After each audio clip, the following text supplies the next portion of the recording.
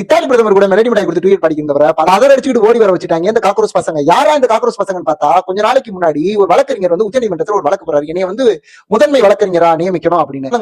ஆக்ரோஷமான விவாதங்களை பார்த்து நீதிபதி கடும் கோபமாகி, உங்களுக்கு இதே வேலையாய் போச்சு, இந்த வேலை வெட்டிக்கு போகாத பசங்க இளைஞர்கள் எல்லாம் சோசியல் மீடியாவில் அரசு பத்தியும் நிறுவனத்தை பத்தியும் குறை சொல்றீங்க, இப்ப நீதிமன்றத்தில் வந்து தேவையில்லாத வழக்குகளை போட்டு எங்களை வீணாக்குறீங்க அப்படின்னு இந்த வழக்க போட்டாருல நம்ம வழக்கறிஞர். அவர் ரொம்ப கோபமாகி, என்னையவா நீ காக்ரோஷ்ன்ற பூச்சி என்ன வேலை செய்யணும்னு பாத்திருக்கான்னு ஒரு இன்ஸ்டாகிராம்ல ஒரு அக்கௌண்ட் ஓபன் பண்ணி கிட்டத்தட்ட 4 நாள்ல 1.5 கோடி மில்லியன் ஃபாலோவர்ஸ் தொட்டிருக்காரு. அந்த ஃபாலோவர்ஸ் யாருன்னு பார்த்தா, படிப்பறிவற்றவர்கள், பட்டதாரிகள், வேலை இல்லாதவர்கள், சோசியல் மீடியாவே வாழ்க்கைய வாழ்வாதாரமா வச்சிருக்க என்னைய போல ஒரு காக்ரோச். என்னன்னா காக்ரோச் ஆனது என்ன வேணாலும் செய்யும்னு ஒரு மிகப்பெரிய ஒரு அரசியல் வட்டாரத்துல மிகப்பெரிய ஒரு தாக்கத்தை ஏற்படுத்தியிருக்காங்க. அதாவது இந்த காக்ரோச் ஜனதா பார்ட்டியோட தலைவர் இருக்கார்ல, அவன் அந்த அக்கௌண்ட்ல முடக்கிட்டு இருக்கு. அது மட்டும் இல்லாம அவரையும் முடக்கிறதுக்கு ஒரு சதித்திட்டம் போடப்பட்டதா ஒரு நியூஸ் வந்துகிட்டு இருக்கு. இது எந்த அளவுக்கு உண்மைன்னு தெரியல.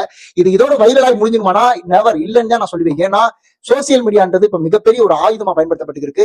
இதை சோசியல் மீடியாவில் உள்ளவங்க என்னடா செய்ய போறாங்கன்னு நீங்க பாத்தீங்கன்னா, சோசியல் மீடியாவினால வங்காளதேசமா இருக்கட்டும், நேபாளமா இருக்கட்டும், ஏன் இப்ப தமிழ்நாட்டில் நடந்த 2026 எலெக்ஷனா இருக்கட்டும், மிகப்பெரிய தாக்கத்தை ஏற்படுத்தியது சோசியல் மீடியா பிளாட்ஃபார்ம். நம்ம ஜல்லிக்கட்டு போராட்டத்தை மிகப்பெரிய ஒரு போராட்டமா வெடிக்க வச்சது இந்த சோசியல் மீடியா பிளாட்ஃபார்ம். இந்த இளைஞர்கள் நினைச்சா என்ன வேணாலும் செய்ய முடியும். அதுல நானும் ஒரு கரப்பாம்பூச்சின்றத பெருமிதமா சொல்லிக்கிறேன். இதுல நீங்க இந்த காக்ரோச் ஜனதா பார்ட்டியில யார் யார் சேர்ந்திருக்கீங்கன்னு கமெண்ட் பண்ணுங்க.